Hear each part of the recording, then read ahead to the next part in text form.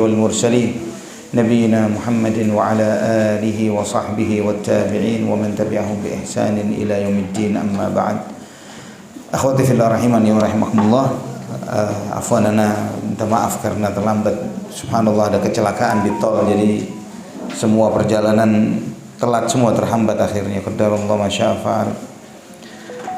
Alhamdulillah, pada kesempatan siang ini insyaallah kita masih melanjutkan pembahasan kita tentang zuhud, hidup zuhud di dunia. Jika pada kesempatan sebelumnya kita membahas bahwa bagaimana kehidupan Nabi kita Muhammad sallallahu alaihi wasallam, bagaimana beliau hidup zuhud, pada kesempatan ini insyaallah kita akan melihat bahwa apa itu zuhud menurut para ulama. Ya, di antaranya Imam Hasan Al-Basri rahimahullah, beliau mengatakan az-zahidul ladzi idza ra'a ahadan qala huwa azhadu minni. Orang zuhud itu adalah ketika dia melihat orang lain, dia mengatakan orang itu lebih zuhud dari saya. Maksud penjelasan dari Imam Hasan Al-Basri adalah bahwa orang zuhud itu tidak merasa dirinya zuhud. Orang zuhud tidak merasa dirinya zuhud. Kalau dia merasa ana ini alhamdulillah ana sudah zuhud, ana sudah begini, pasti dia bukanlah orang yang zuhud. Kenapa? Karena kita sadar bahwa dunia ini sering menipu kita.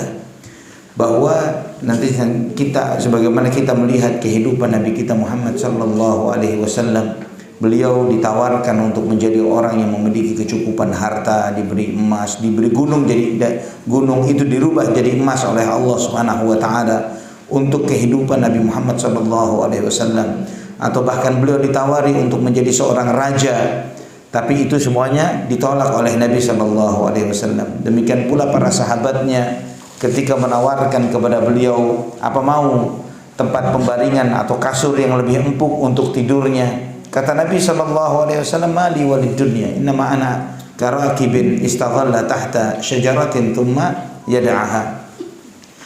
Apa artinya dunia buat aku? Kata Nabi sallallahu alaihi wasallam, aku tidak lain dan tidak bukan hanyalah seorang musafir yang berteduh di bawah sebuah pohon yang tidak lama setelah ini kita akan meninggalkan tempat berteduh ini.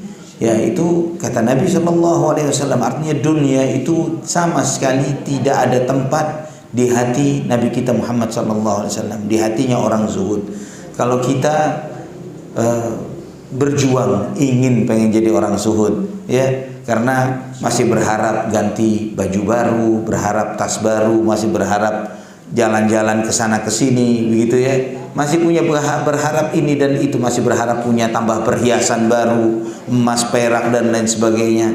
Yang masih memiliki harapan di dalam hatinya terhadap dunia, ingin nambah ini, nambah itu artinya bahwa dia belum zuhud, ya, belum zuhud, belum sampai kepada derajat itu.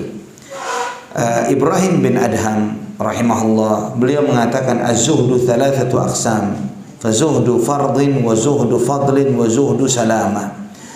Zuhud itu ada 3 macam. Ada zuhud yang wajib, zuhud yang utama, dan zuhud keselamatan. Ya, zuhud wajib, zuhud utama, zuhud keselamatan. Fa amma zuhdul fard fazuhdu fil haram. Zuhud yang wajib, apa zuhud yang wajib? Zuhud yang wajib itu zuhud dari yang haram. Ya, ini memang harus zuhud kita. Nggak boleh berharap kepada yang haram. Ya, ini zuhud yang wajib. Ada zuhud wajib, zuhud utama, dan zuhud keselamatan.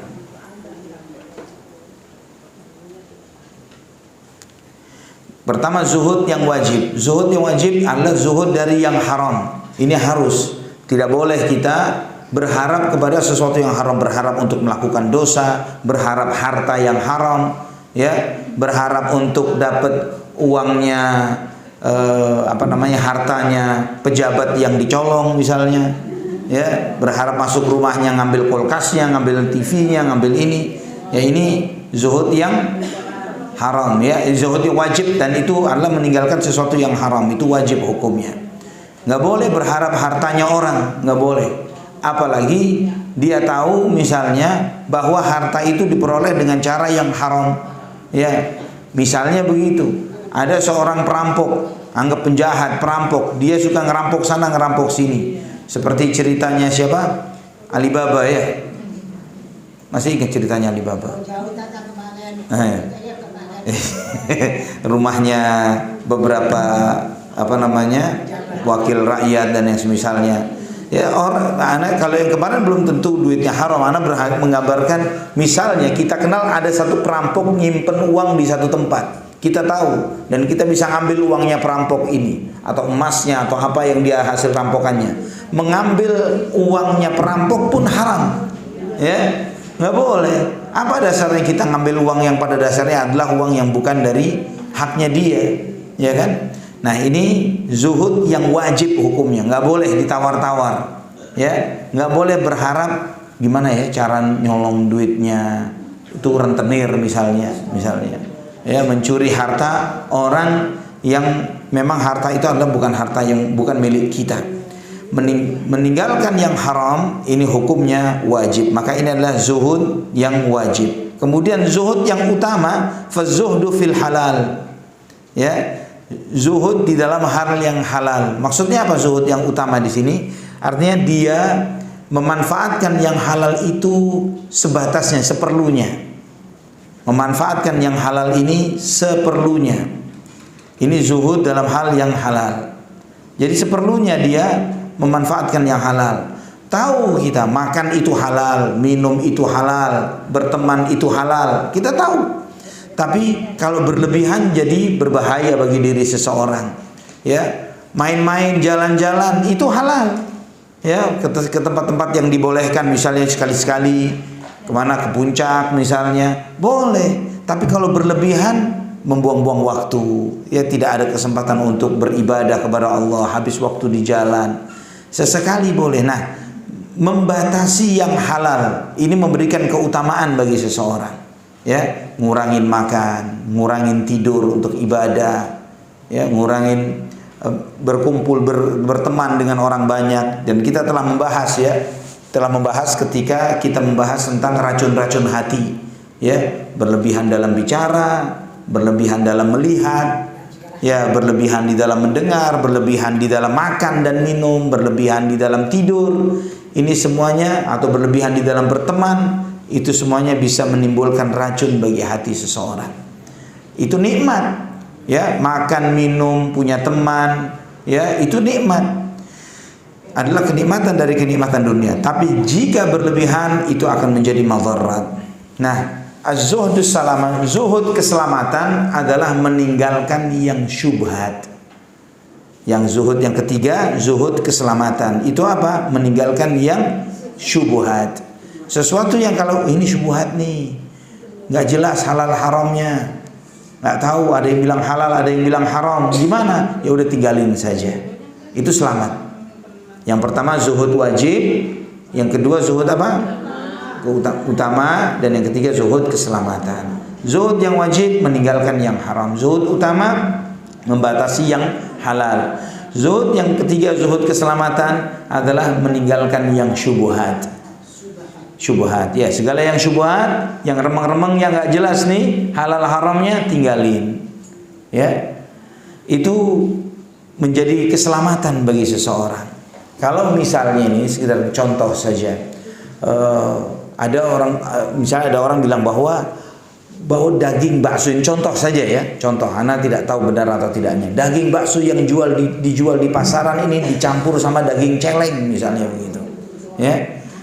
Misalnya contoh saja, ini anak nggak tahu benar, ini sekedar contoh saja. Kalau misalnya kita dengar rata-rata pedagang begitu, karena mereka nggak motong sendiri, mereka cuman datang ke bagian produksi bakso, mereka langsung pesan sekian dan nggak tahu dagingnya itu benar atau nggak benar.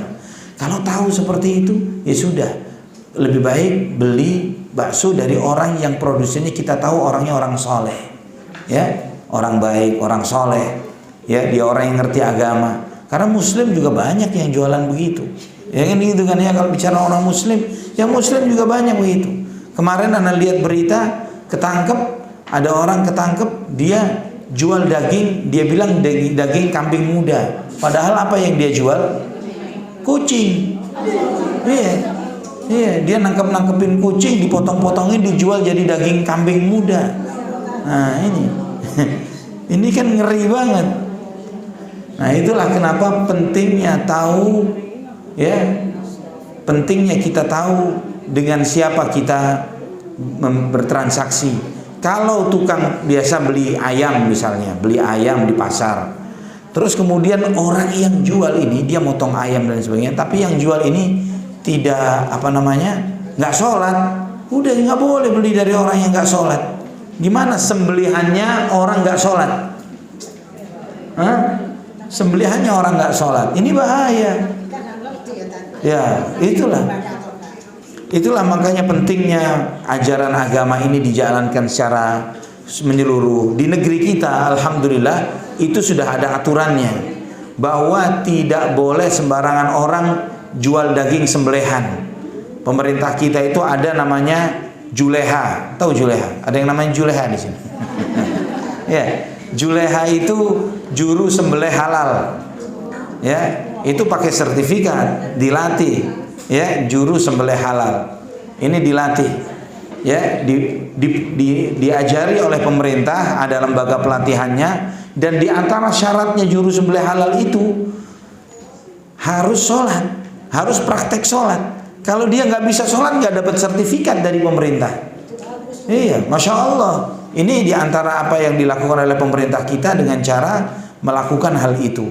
Jadi misalnya alhamdulillah di dalam masa-masa menjelang Idul Adha, Idul Kurban, Anda terus suarakan kepada panitia-panitia kurban, siapa yang jadi tukang potong Anda, tukang sembelih Anda siapa? Ya, tukang sembelihnya ini harus punya sertifikat juleha. Ya, ada sertifikatnya, harus nunjukin dia bahwa dia tukang potong yang bersertifikat dari pemerintah. Ya, itu harus, supaya apa? Supaya kita tenang bahwa dia orangnya sholat, dia baca bismillah, dia motong, diajarin cara motong yang benar, itu diajari oleh pemerintah kita, alhamdulillah. Akhwati fillah rahimani wa rahimakumullah. Kata Yunus bin Maisarah rahimahullah, beliau mengatakan laisatiz zahadatu fid dunya bitahrimil halali wala idha'atil mal. Innamaz zahadatu fid dunya an takuna bima fi yadillahi awthaqu minka bima fi yadik. Kata Yunus bin Maisarah rahimahullah, beliau mengatakan zuhud itu bukan dengan mengharamkan yang halal atau menghambur-hamburkan harta, bukan itu zuhud. Zuhud di dunia itu kamu lebih percaya dengan apa yang ada di sisi Allah ketimbang apa yang di tanganmu. Ya, lebih percaya dengan apa yang di sisi Allah ketimbang apa yang di tanganmu. Maksudnya apa? Maksudnya begini, kita punya uang.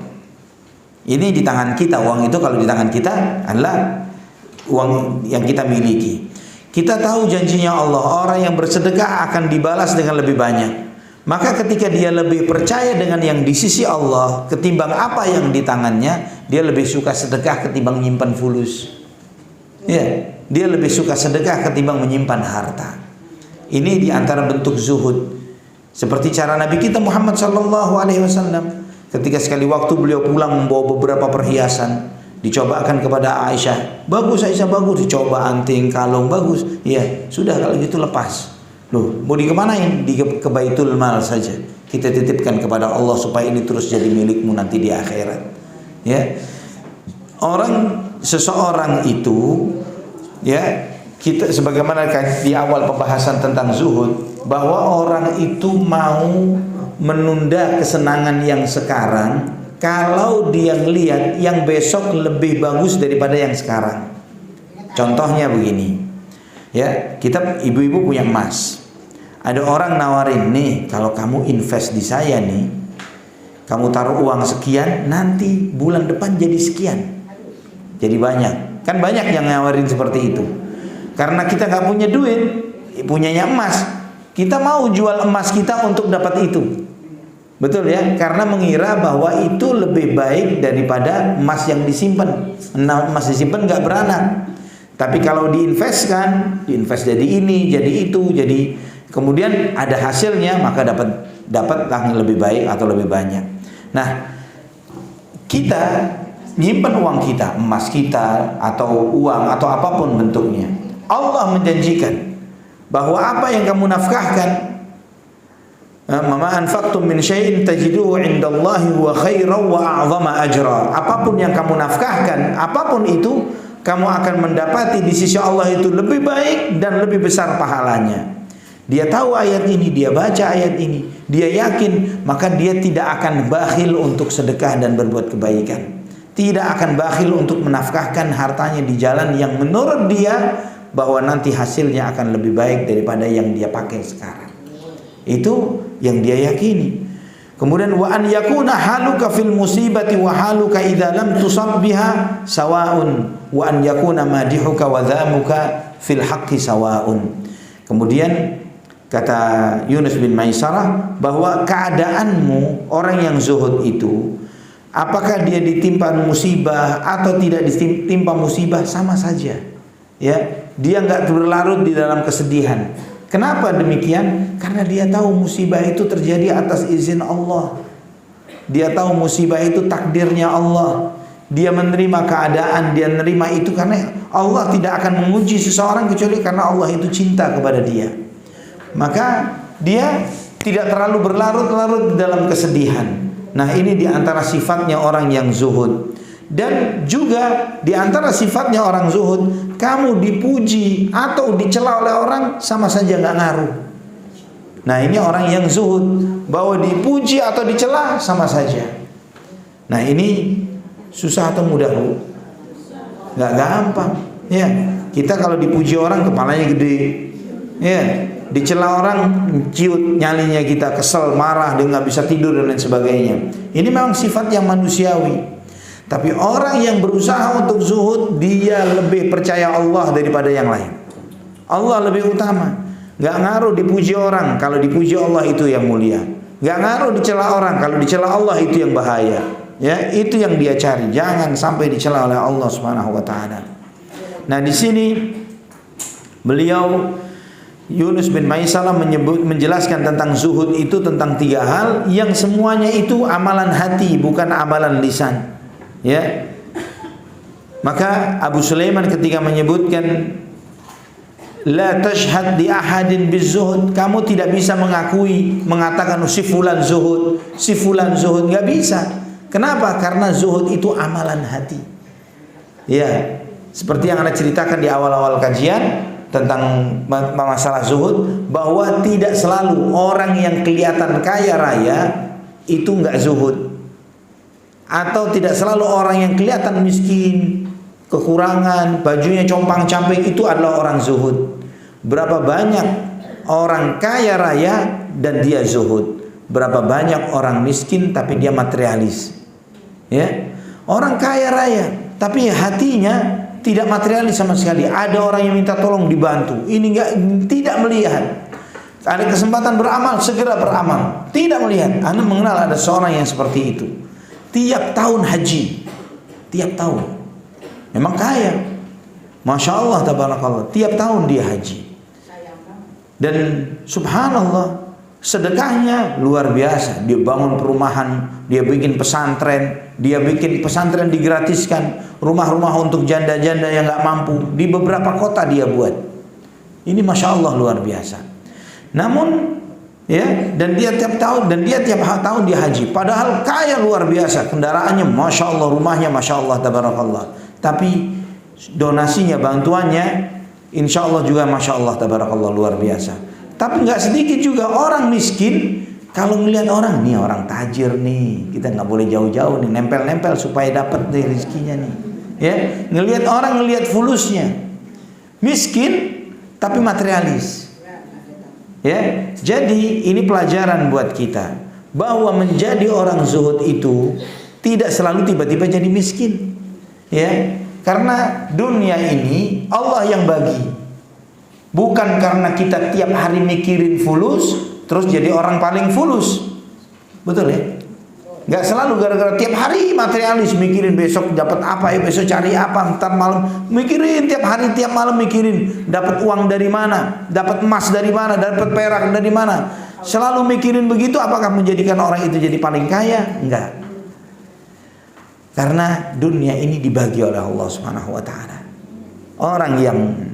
Orang yang memikirkan dunia atau yang tidak memikirkan dunia, ketika dia hidup di dunia dikasih oleh Allah rizki. Allah yang bagi rizkinya. Bukan karena nggak mikirin dunia terus, akhirnya Allah membuat dia jadi jatuh miskin.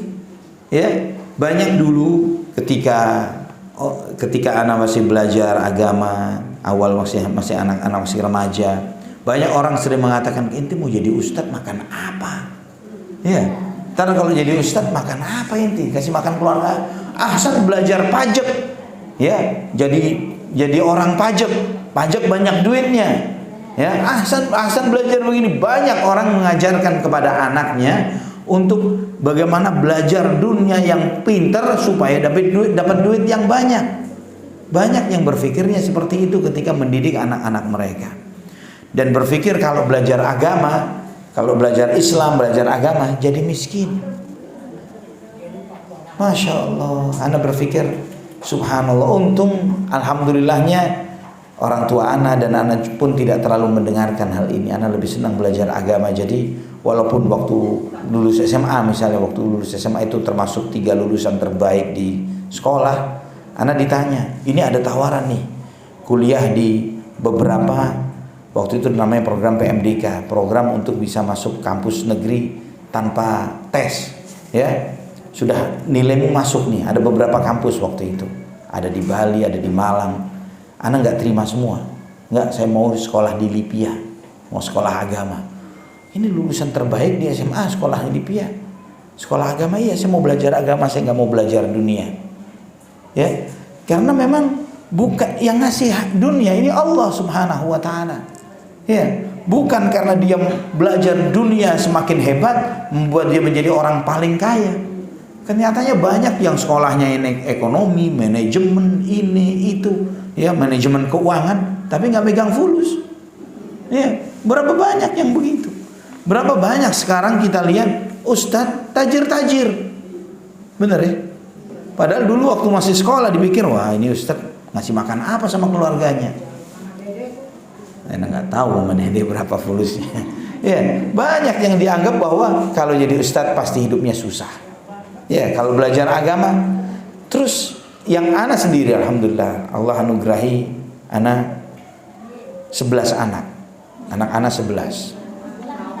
Iya. Iya. Lakinya 7, perempuannya 4. Yang Ana pikirkan di dalam mendidik anak, yang penting anak ini belajar agama. Apakah dia nanti jadi ustadz atau enggak? Enggak. Oh, biar Allah yang atur. Yang penting dia belajar agama. Yang penting dia harus bisa hafal Quran. Ya. Supaya mau jadi apapun nantinya dijaga sama Allah. Itu yang penting. Ya. Mau jadi apapun dijaga sama Allah. Yang pertama malah lulusan kuliahnya walaupun di Lipia ya, sekolahnya Saudi Arabia, tapi jurusannya jurusan finance, bukan jurusan ekonomi, tapi hafiz Quran. Hafal Quran, yang kedua juga hafal Quran, yang ketiga juga hafal Quran, alhamdulillah. Ya, mau jadi apa nanti? Mau jadi tentara, mau jadi polisi, mau jadi apa, terserah. Tapi yang penting belajar agama yang benar. Jadi kalau nanti jadi tentara yang benar, mau jadi polisi yang benar. Iya, yang mau entar jadi dokter yang benar. Ya, karena sudah benar dan pintar gitu kan. Kalau hafiz Quran nggak mungkin nggak pintar. Ya, kalau hafal Quran nggak mungkin bukan orang pintar. Nah, di sini kita melihat bahwa di antara amalan hati yang ditanamkan yang disampaikan oleh Yunus bin Maisarah rahimahullah, bahwa kamu lebih percaya dengan apa yang di tangan Allah ketimbang apa yang ada di tanganmu. Nah, ini timbulnya dari yakin, ya, percaya.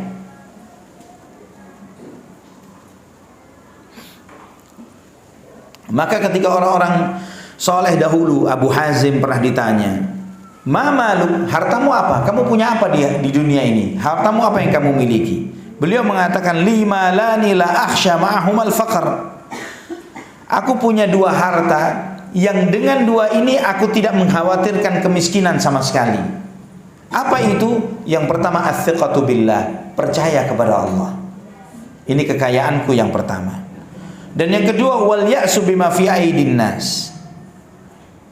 Dan yang kedua, aku enggak butuh apa yang dimiliki oleh orang. Pertama, percaya kepada Allah, dan yang kedua, aku nggak butuh apa yang orang punya. Jadi tidak berharap dengan milik orang. Dengan dua ini, dia bilang, aku merasakan aku tidak perlu takut miskin sama sekali. Terus kemudian ditanya kepada dia, terus kenapa kamu jadi nggak takut miskin, nggak takut fakir? Kata beliau, ana akhaful faqr wa maulaya lahu ma fis samawati wa ma fil ardi wa ma bainahuma wa ma tahta tsara. Bagaimana saya takut miskin, sedangkan Tuhanku Allah yang memiliki langit dan bumi dan semua apa yang ada di antara keduanya, yang langit-langit, bumi, bintang semuanya, dan semua yang di bawah tanah milik Allah. Terus kenapa saya takut miskin? Ya, kenapa takut miskin? Kita ini nyembah Allah, zat yang maha kaya dan maha dermawan. Ya, kita ini beribadah kepada Allah. Yang kita minta itu masuk surga, dijauhkan dari api neraka. Ini jauh lebih mahal daripada dunia. Apalagi cuman dunia. Dunia ini murah bagi Allah. Dunia ini murah bagi Allah Subhanahu wa taala.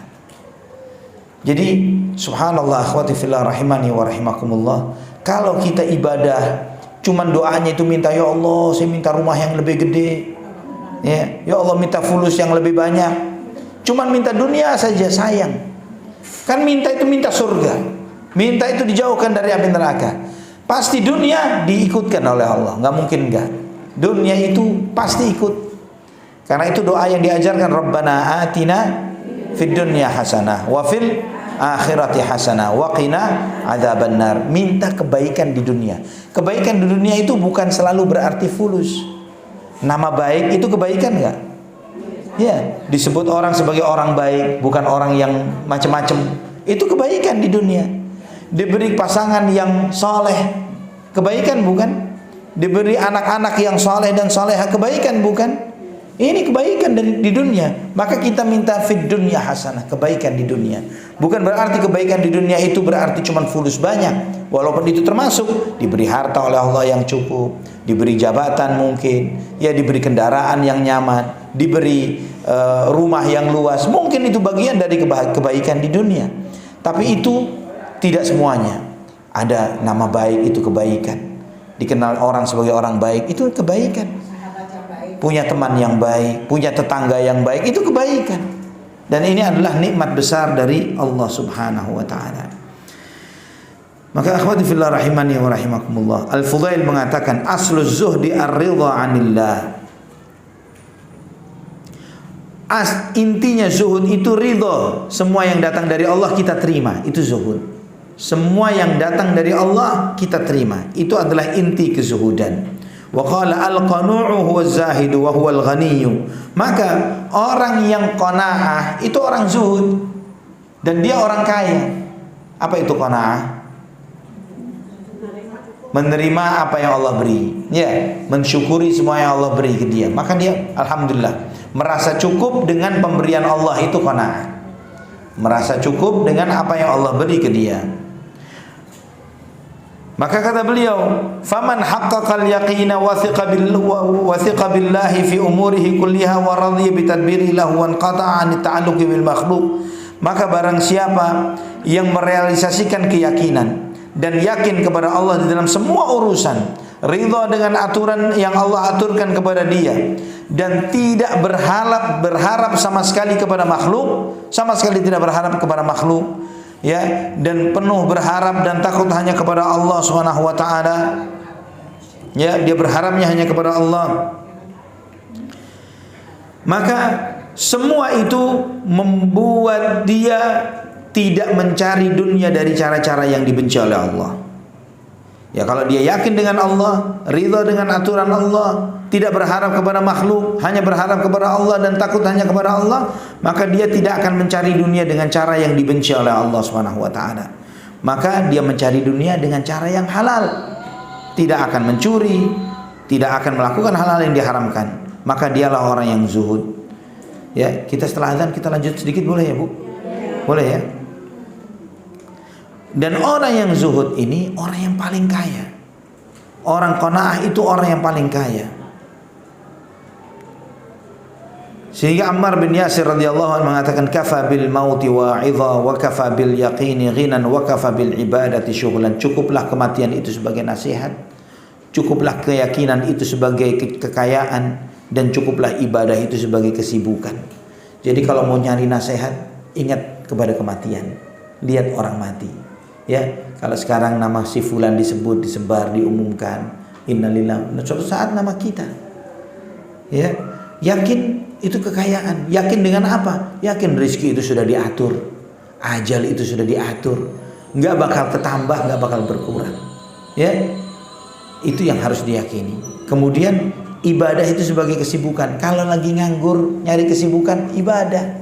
Yang paling nikmat di antara ibadah yang bisa dilakukan tiap saat dan waktu, zikir dan baca Quran.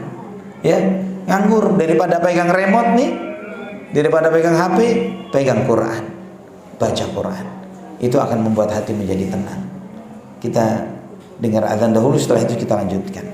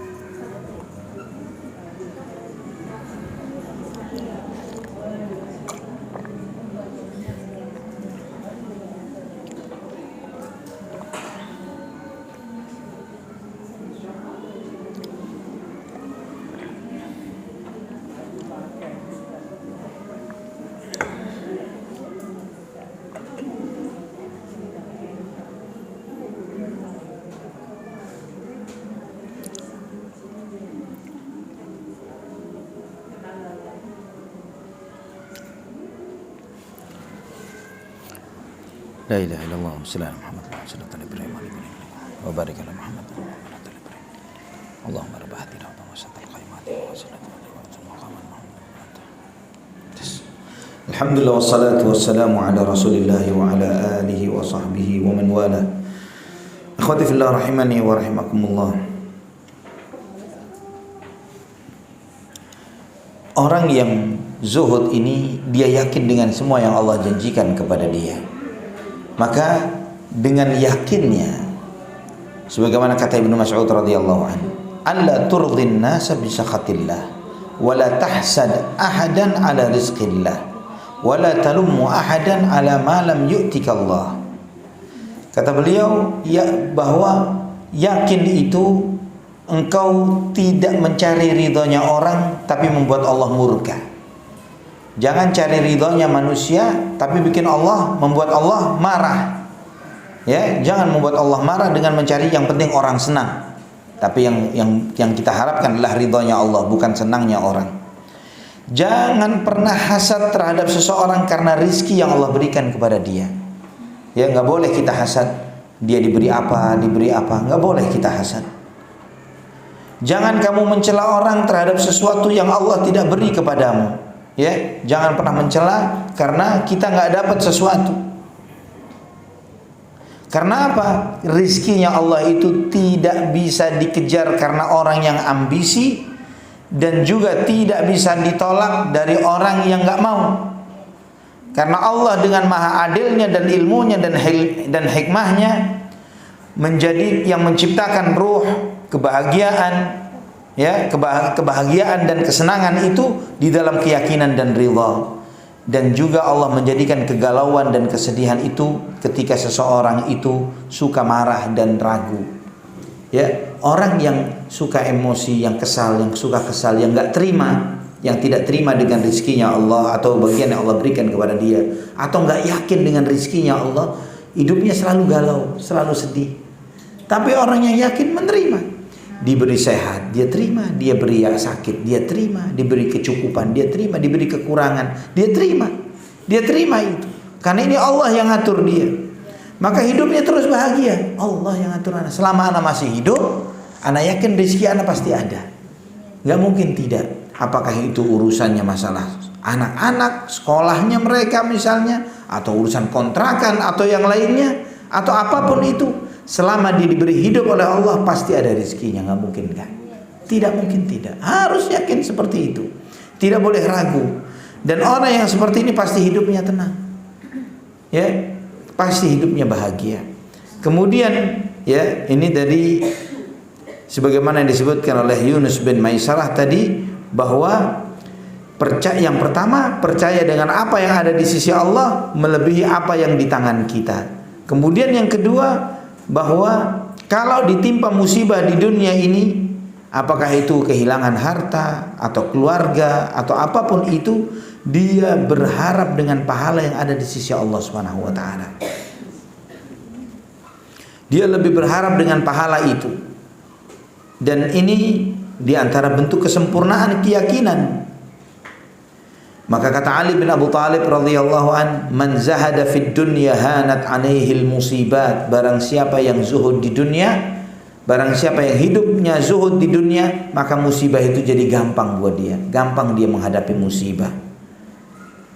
Ya, karena apa? Setiap musibah itu memberi pahala. Setiap musibah itu meninggikan derajat. Ya, menghapuskan dosa. Setiap musibah itu begitu. Maka setiap dia ditimpa musibah, dia tahu ini adalah kesempatan dari Allah untuk dinaikkan derajatnya. Kesempatan dari Allah Subhanahu wa taala untuk diampuni dosa-dosanya. Itu. Nah, sehingga mereka melihat laulal masaib lawaratna al-akhirata minal mafalis. Kalau kita nggak pernah kena musibah, mungkin kita jadi orang bangkrut nanti di akhirat. Maksudnya bangkrut apa? Amalannya belum tentu keterima, dosa pasti sudah kecatat. Terus dihapusnya dosa ini dengan apa? Istighfar juga kalau ingat. Ya, kadang-kadang nggak sering-sering istighfar, tobatnya pun setengah-setengah. Kan begitu. Nah, Allah kasih musibah untuk menghapuskan dosa-dosa itu, ya, supaya kita nggak tekor nanti kalau masuk ketika menghadap Allah Subhanahu wa taala. Karena nanti dihitung dosamu sekian, tapi kamu pernah dicoba dengan ini, diuji dengan itu, diuji dengan ini. Ujian-ujian itu menghapuskan dosa kalau sabar, ya, kalau sabar. Kemudian sebagaimana kata Yunus bin Maisarah tadi, yang ketiga, yaitu ketika dipuji atau dicela sama saja, ya, dipuji atau dicela nggak ngaruh buat dia. Kenapa? Karena dunia nggak ada nilainya buat dia. Orang yang terlalu materialis, terlalu menganggap terhadap dunia, maka dia akan mencintai pujian dan takut celaan. Kenapa? Karena dia masih berambisi dengan dunia. Dia berharap pujian supaya dunianya nambah, dia takut celaan karena takut dunianya hilang. Maka dia akan meninggalkan banyak kebaikan karena takut dicela. Atau dia melakukan banyak keburukan supaya dapat pujian. Berapa banyak orang melakukan hal-hal yang menyimpang supaya dapat pengikut yang banyak. Melakukan dosa, melakukan ini maksiat, atau tidak mau taat kepada Allah. Wah, kalau saya tobat sekarang, nanti kehilangan follower nanti. Ya, misalnya artis yang dikenal sudah puluhan juta orang yang ngikutin dia gitu misalnya. Terus tiba-tiba dia jadi nggak jadi artis misalnya. Jadi orang yang biasa ke masjid, ke pengajian. Nah, kehilangan itu semuanya. Dia nggak siap untuk itu, maka ya sudahlah, jadi orang begini-begini saja deh. Ya. Tidak dia tetap hidup dengan cara seperti itu karena dia tahu bahwa kalau meninggalkan itu akan kehilangan dunianya. Maka ketika seseorang itu dipuji atau dicela sama saja, maka dia sudah tidak lagi melihat kedudukan makhluk itu, tidak ada di dalam hatinya. Yang ada hanyalah cinta kepada kebaikan, cinta kepada ridhanya Allah Subhanahu wa taala. Maka itulah kata Ibnu Mas'ud tadi, al-yaqinu an la turdin nasa bisakhatillah. Yakin itu jangan cari ridhonya manusia tapi membuat Allah marah. Jangan sampai seperti itu. Maka orang yang menjual dunianya untuk mendapatkan akhirat, dialah orang yang zuhud. Ya. Dan zuhud ini ikhwatal iman, ada orang yang zuhud berharap akhirat, ada orang yang zuhud berharap dunia. Zuhud tapi berharap dunia. Gimana itu ceritanya? Ya. Ya, orang yang cinta dunia. Ada orang materialis banget. Dia ngomong sama orang soleh yang zuhud, Masya Allah, kamu ini zuhud banget, luar biasa, hidupmu sangat hebat sebagai orang yang zuhud. Tapi kemudian orang soleh ini mengatakan kepada orang yang materialis ini, kamu lebih zuhud dari saya. Kenapa? Kalau saya zuhud, saya meninggalkan dunia untuk ngejar akhirat. Pantas, sangat pantas saya tinggalkan dunia saya untuk ngejar akhirat. Karena saya ninggalkan yang remeh, yang murah, yang recehan untuk dapat yang triliunan. Iya, di akhirat. Kamu tinggalkan yang triliunan untuk dapat yang recehan. Ya, kamu kejar-kejar dunia, kamu tinggalin akhirat. Padahal kamu tahu akhirat lebih mahal daripada dunia. Ini zuhud tapi ngejar dunia. Ada yang begitu?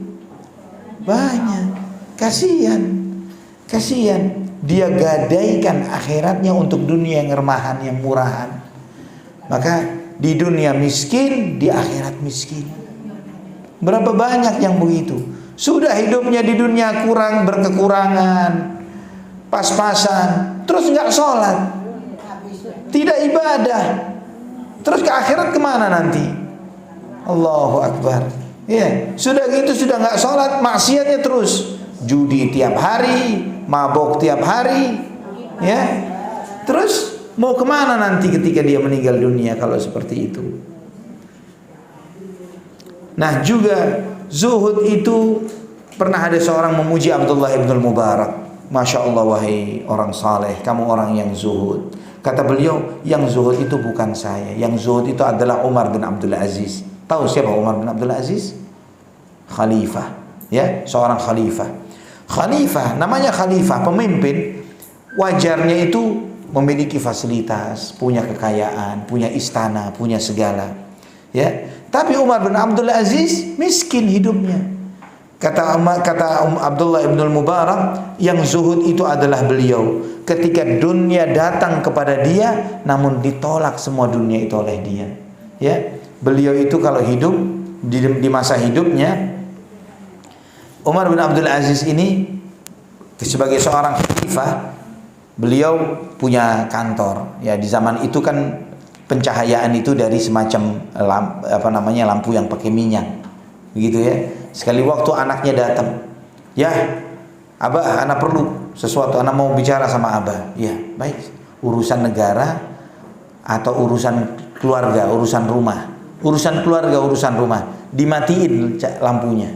Ya, anaknya heran, lu kenapa kita gelap-gelapan ya? Ya, kenapa gelap-gelapan, Bah? Kata abahnya, ini minyak lampu ini nyala pakai minyak duit dari negara. Ya. Kalau urusan negara, Abah berhak untuk pakai lampu ini. Kalau urusan keluarga, kita nggak berhak. Ya, silahkan ngomong. Ya, takut sama Allah Subhanahu Wa Taala. Pernah sekali waktu, ya, dia kepingin makan anggur, tapi nggak punya fulus, nggak punya duit. Dia mau minta sama istrinya, istriku punya uang nggak? Saya pengen cuma berapa butir saja, nggak apa, berapa 1000, 2000 nggak apa-apa, yang penting makan 2-3 butir nggak apa-apa deh. Sampai istrinya ngomong, 1000, 2000 perak kamu nggak punya. Kamu ini khalifah loh, raja, pemimpin, uang receh nggak punya. Kata Umar bin Abdul Aziz, lebih baik begini daripada nanti dibelenggu di neraka. Ya, lebih baik begini daripada nanti di neraka saya digiring masuk neraka. Ini adalah orang yang zuhud. Kata Al-Imam Hasan Al-Basri rahimahullah, adraktu aqwaman wa sahibtu tawaif ma kanu yafrahuna bi syai'in min ad-dunya aqbal wa la ya'safuna ala syai'in minha adbar. Kata Imam Hasan Al-Basri, Aku pernah bertemu dengan banyak orang, ketika dunia itu datang kepada mereka, ada kesempatan kaya raya, tapi mereka nggak terlalu senang, santai saja hatinya. Ketika dunia itu diambil, nggak terlalu sedih, santai saja, ya, nggak ngaruh buat dia. Tambah kaya atau tambah miskin, nggak ngaruh buat dia. Mereka tidak mengeluh. Kemudian kata mereka, wala hiya kanat fi ayunihim ahwan minat turab. Bahkan dunia itu di mata mereka lebih murah lebih remeh daripada pasir, daripada tanah. Dan kemudian kata beliau, wa kana ahaduhum ya'ishu 50 sanatan aw 60 sanatan lam yutwa lahu thawbun wa lam yunsab lahu qadar wa lam yuj'al bainahu wa bainal ardi syai'an. Bahwa mereka itu hidup 50 atau 60 tahun, ya, tidak ada pakaian yang layak yang mereka pakai, tidak memiliki jabatan yang mereka duduki untuk mereka jabati, ya, dan kemudian mereka ini tidak memiliki alas yang layak untuk tidur mereka dan lain sebagainya, dan mereka tidak pernah memiliki makanan yang layak untuk mereka makan. Tapi kata Imam Hasan al-Basri, bahwa mereka ini, wa idza kana al-lailu faqiyamun ala aqdamihim yaftarishuna wujuhahum. Namun kalau di waktu malam mereka berdiri ibadah, mereka bersimpu dengan wajah mereka di tanah. Tajri dumu'uhum ala khududihim yunajuna rabbahum fi fakaki riqabihim. Mereka menangis di malam hari, minta kepada Allah supaya dibebaskan dari api neraka. Kanu idza amilul hasanata da'abu fi syukriha. Dan kalau mereka ada kesempatan untuk berbuat amal saleh, mereka bersyukur kepada Allah Subhanahu wa taala atas kesempatan untuk beramal saleh. Sa'alullaha an yaqbalaha. Mereka minta kepada Allah semoga amal saleh yang mereka lakukan itu diterima. Wa idza amilu sayyi'ata ahzanatuhum. Kalau mereka berbuat dosa mereka sedih. Wa sa'alullaha an yaghfiraha. Mereka minta kepada Allah semoga Allah mengampuni dosanya. Falam yazalu ala dzalik. Dan terus hidupnya seperti itu. Wa wallahi ma salimu minadz dzunubi wala najumi illa bil maghfirah. Rahmatullahi alaihim wa ridwan illa bil maghfirati wa rahmatillahi wa ridwani. Demi Allah mereka tidak selamat dari dosa, dan mereka tidak akan selamat kecuali dengan ampunan dan rahmat Allah dan ridhonya. Ini Imam Hasan al-Basri menceritakan tentang sejumlah orang saleh yang hidup di zamannya, bahwa hidupnya dengan sangat sederhana. Bukan orang yang kaya raya dan banyak dosa, tapi di saat yang bersamaan mereka ini ahli ibadah, ahli salat, ahli puasa, ahli qiyamul lail, suka menangis takut kepada Allah Subhanahu wa taala. Kalau ada kesempatan beramal saleh, mereka syukuri kesempatan itu. Mereka mengatakan alhamdulillah atas kesempatan untuk beramal. Nah, ini beliau menceritakan bahwa orang zuhud itu bukanlah orang yang berarti tidak punya dosa. Tapi mereka kalau berbuat dosa, mereka bergegas untuk meminta ampun kepada Allah Subhanahu wa taala dan bergegas bertaubat. Kalau ada kesempatan beramal, mereka syukuri, alhamdulillah bisa salat, alhamdulillah bisa puasa, alhamdulillah bisa sedekah, alhamdulillah bisa haji, bisa umrah, alhamdulillah bisa baca Quran. Mereka syukuri semua kesempatan itu. Ini akhwati fillah, dan insyaallah kita masih membahas lagi tentang zuhud pada kesempatan yang akan datang terkait tentang kezuhudan ini, bahwa zuhud itu menjadi sangat penting bagi kita di zaman di mana setiap orang itu selalu materialis, selalu melihat dunia ini dengan selalu indah, selalu mimpinya itu bagaimana dunia saya lebih indah. Harusnya di zaman ketika manusia sangat materialis, kita harus belajar untuk menjadi orang yang zuhud. Sebagaimana tadi saya ingatkan, bahwa bukan berarti orang zuhud itu dibuat miskin oleh Allah, dan tidak selalu orang yang materialis itu jadi orang kaya, ya. Banyak orang zuhud dibuat kaya oleh Allah Subhanahu wa taala, banyak orang yang materialis hidupnya tetap miskin, ya.